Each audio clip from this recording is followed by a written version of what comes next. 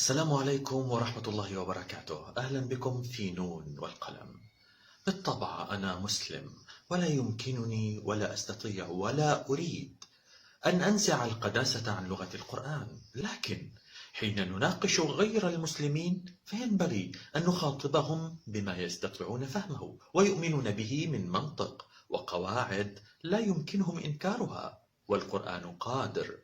هنا لن نتكلم من منطلق أن القرآن نص مقدس، نحن نتحدث عنه كنص لغوي موجود كجزء أساسي في المادة اللغوية التي جرى عليها الجمع والشرح والتحليل وصولا لاستنتاج القواعد.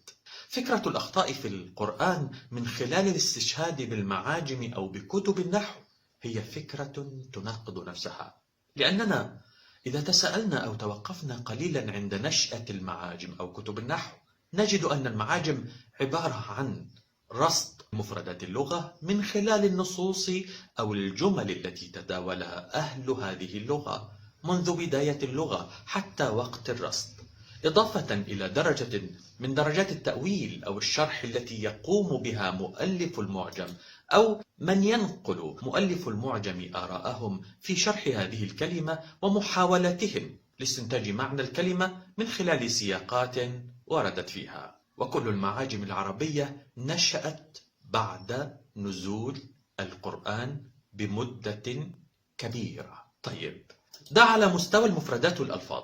أما على مستوى العلاقات بين هذه المفردات، تلك العلاقات التي تجعل من مجموعة هذه الألفاظ جملا مفيدة والتي يختص بها علم النحو وعلم البلاغة وما شابه.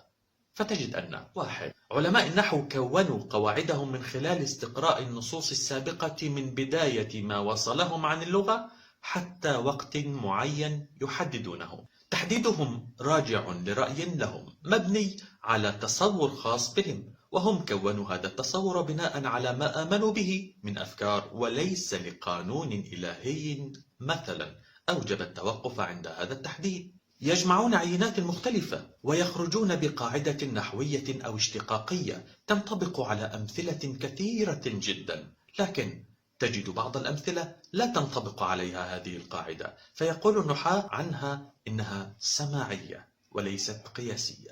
بمرور الوقت أصبحت كلمة سماعية هذه معناها عندنا أنه لا يجوز النسج على مثلها، لكن في الأصل الكلمة كان معناها أن قاعدة القياس التي توصل إليها النحاة لم تكن قادرة على احتواء هذا المثال الذي لا يستطيعون الوصول إلى قاعدة تخصه، لكن ليس معناه أنه غلط، خصوصا حين نعرف أن كثيرا جدا من اللغة لم يصل إلى أهل المعاجم والنحاة بحكم الزمن وأفاعيله في أي تراث منقول سماعيا إن لم يكن له قداسة خاصة أو تدوين مكتوب.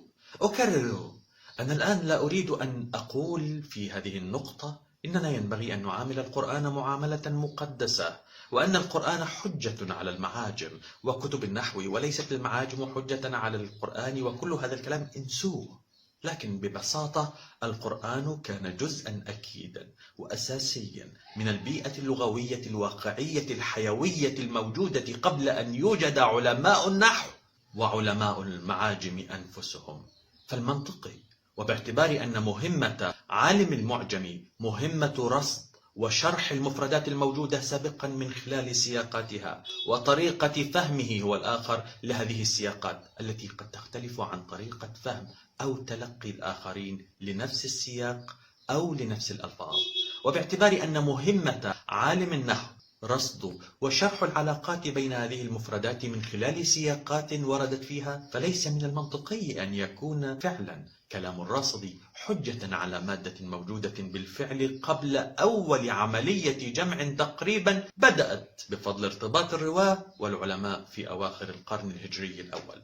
وكذلك النحو الذي بدأت بوادره بباعث ديني بحت في البداية في حرص المسلمين على القراءة الصحيحة للقرآن، فالطبيعي أن تستنتج من المادة الموجودة قبلك لا أن تخطئ أنت المادة الموجودة قبلك بتطبيق استنتاجاتك التقعيدية أو قواعدك التي لم تستطع استيعاب كل العينات اللغوية الموجودة.